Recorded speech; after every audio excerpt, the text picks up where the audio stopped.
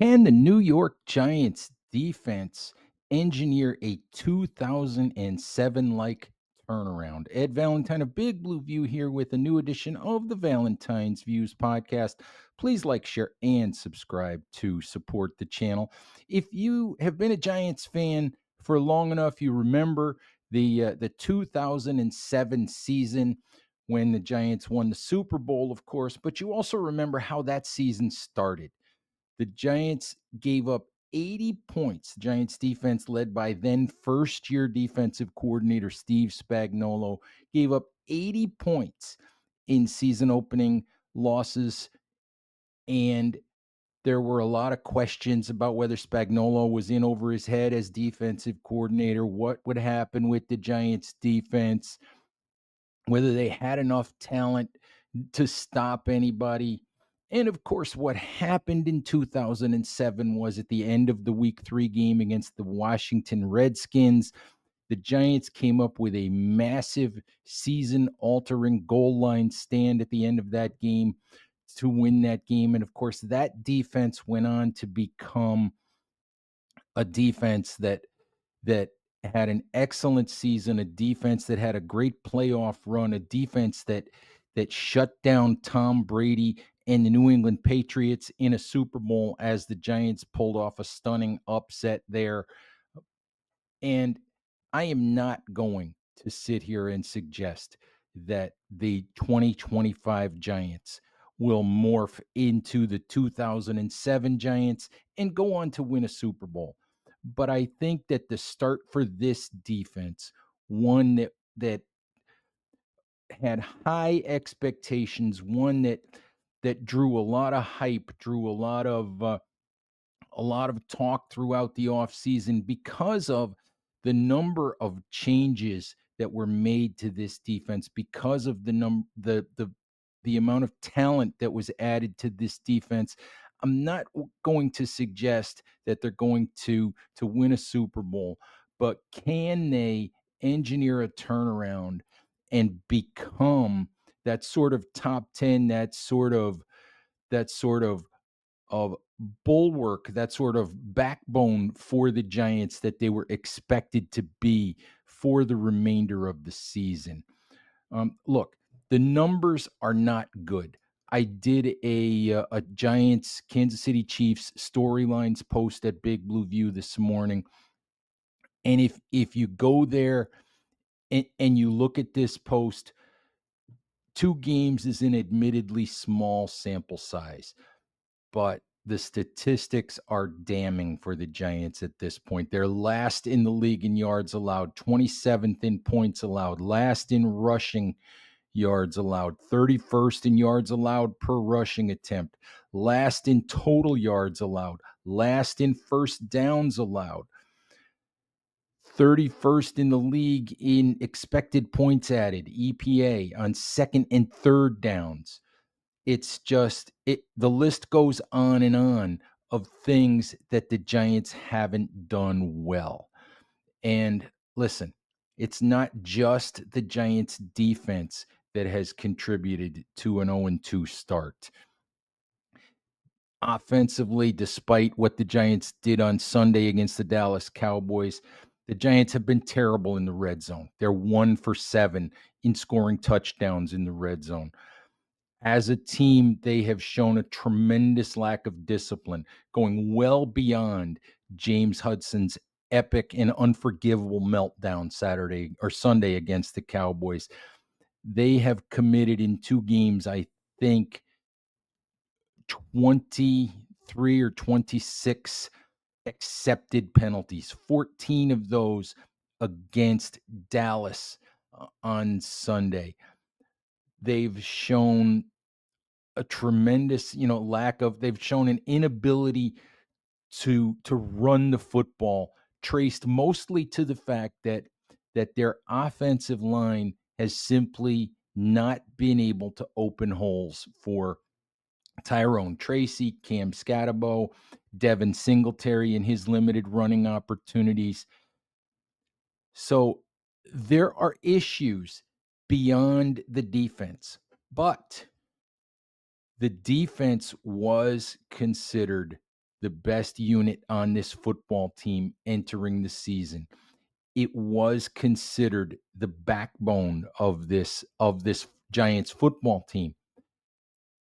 I said before the season started that the Giants were built as a football team that would rely on its defense to keep scores down, to create opportunities for the offense by creating turnovers, by creating field position, create opportunities for the offense to be put in positions to succeed. And so far, that has not happened. You can say the Giants were okay against the Washington Commanders on defense, and yet they gave up 430 some odd yards of total offense. On Sunday against the Dallas Cowboys, the Giants gave the lead back to Dallas on 4 different occasions. 3 of those in the fourth quarter, one of those with a 13-3 lead in the first half that turned into a 17-13 deficit. They gave up that unforgivable 18-yard completion at the end of regulation that put Brandon Aubrey, the incredible Dallas kicker, in position to kick the game-tying 64-yard field goal. And yes, it's a 64-yard field goal, but the Giants clearly, from what they said after the game, they clearly understood that Brandon Aubrey could make that kick. They clearly understood that they needed to keep Brandon Aubrey in a 70-yard range to assure that he wasn't going to make a kick like that. And they were unable to do that. So the question is, where do the Giants go from here? How do they fix it? What can be done? And listen, I understand the vitriol pointed toward defensive coordinator Shane Bowen at this point. I do. But and I understand 2nd and 10 in that situation we're just talking about against the Cowboys. The coverage, the design, the scheme the Giants played on that particular play was way too soft because they more or less gifted the Cowboys the completion that they needed, to put themselves in position to tie the game. When you look at some of the Giants' struggles on 2nd and 3rd down, it's not hard to argue that the Giants are not playing aggressively enough on those downs, that they're leaving too much space for wide receivers to run free, that they're playing too soft in their zone schemes, that maybe they're not sending enough pressure. I know that Bowen is a 4-man pass rush aficionado. That is what he wants. He wants to scheme up pressure with 4 and leave as much coverage behind that as he possibly can. But maybe you need to do more to create confusion about which 4 are coming on any given rush. Maybe you need to send a 5th guy a little bit more often. I understand, that there's an undercurrent out there that Shane Bowen might not be the right defensive coordinator for this group, and that may be true. It may be true, but let's not completely absolve players. When you talk to Giants players through the summer and even through the first couple of weeks of the season, I'm not sure that the Giants players on the defensive side of the ball completely trust each other. You have to trust each other. You have to know each other. You have to know what the guy next to you is going to do in order to play successfully on defense. If you're charged with a certain responsibility on a play, whether it's the perfect scheme, whether it's the perfect play call for the situation or not, you have to fulfill that responsibility. You have to play the right leverage. You have to fill the right gap. You have to be in the spot where you're supposed to be so that your teammate can be in the spot that he's supposed to be in. And I'm not sure right now that Giants players that all 11 Giants players are doing that. And I'm not sure that the guys completely trust each other to do that. You can kind of hear it when you talk to them, and they make reference to getting to know each other a little bit, and to being in the right place, and everybody filling their gap and everybody filling their responsibility, which to me is kind of code for I'm doing my job, but I'm not sure the guys next to me are doing theirs. And you can't play good defensive football if that's the case. So for me, players have to take some responsibility for this as well. Players, you can't commit unnecessary roughness penalties after the whistle. You have to stop being so grabby in the secondary. There's too many penalties down the field that are coming from lack of technique, from guys not being in position. I know that we can argue about the roughing the passer penalties, but you have to stop committing those. You have to understand what the rules are. I know there was one in the Dallas game that was probably a bad call, but you have to know what the rules are and you have to play by them. You can't hit the quarterback high, you can't hit the quarterback late. You can't throw guys on the ground after the whistle. So for me, you know, players can't be absolved from the issues that the Giants are facing on defense. And listen, I know Giants players don't want to hear about expectations. They don't want to hear about hype. They don't want to hear about all of that stuff.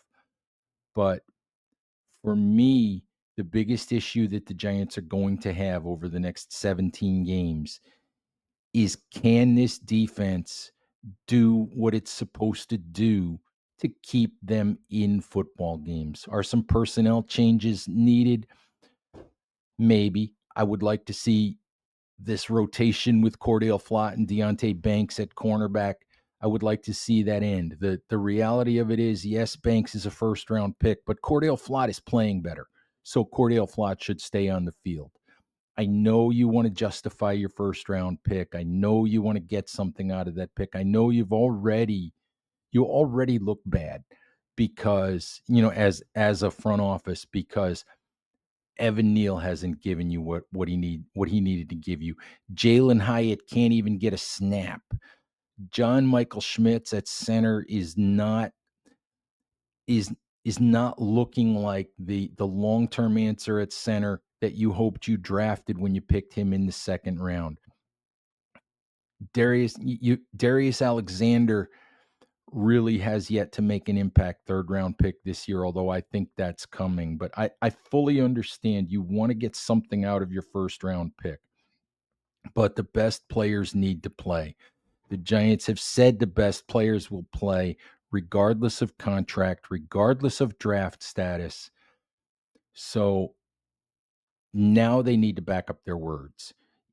If Deontay Banks is not one of the best players on defense, he should not be on the field. If Cordale Flott is a better player, Cordale Flott should be on the field full time.